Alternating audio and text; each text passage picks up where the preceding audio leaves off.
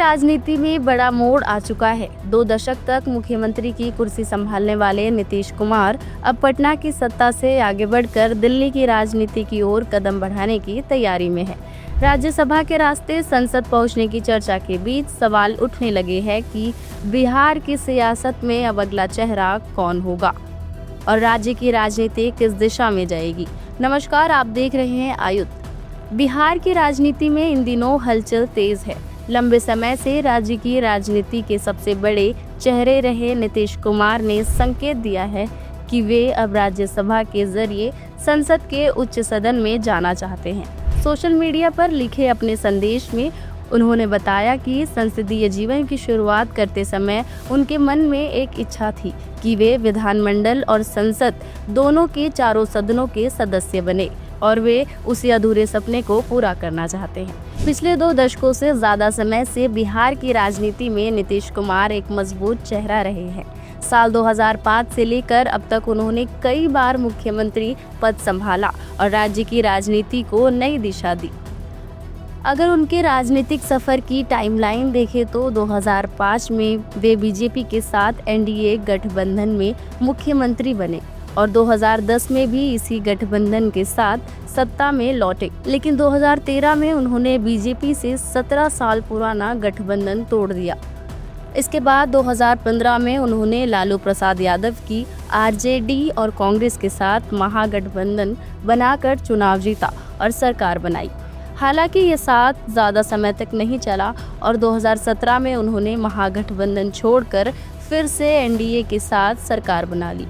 2020 के चुनाव में भी एनडीए की सरकार बनी, लेकिन 2022 में उन्होंने एक बार फिर बीजेपी से अलग होकर आरजेडी और कांग्रेस के साथ महागठबंधन की सरकार बना ली और फिर जनवरी 2024 में उन्होंने एक बार फिर सियासी यू टर्न लेते हुए दोबारा एनडीए में वापसी कर ली।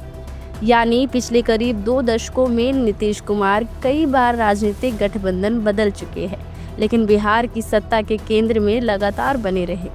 अब जब उन्होंने राज्यसभा जाने की इच्छा जाहिर की है तो बिहार की राजनीति में नए समीकरणों की चर्चा भी तेज हो गई है। सबसे बड़ा सवाल यही है कि अगर नीतीश कुमार दिल्ली की राजनीति में सक्रिय होते हैं तो फिर बिहार में मुख्यमंत्री की जिम्मेदारी किसे मिलेगी।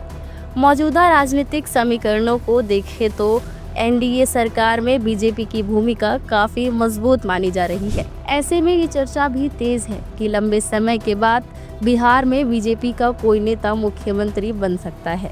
वहीं दूसरी तरफ राजनीतिक गलियारों में एक और नाम चर्चा में है, नीतीश कुमार के बेटे निशांत कुमार का।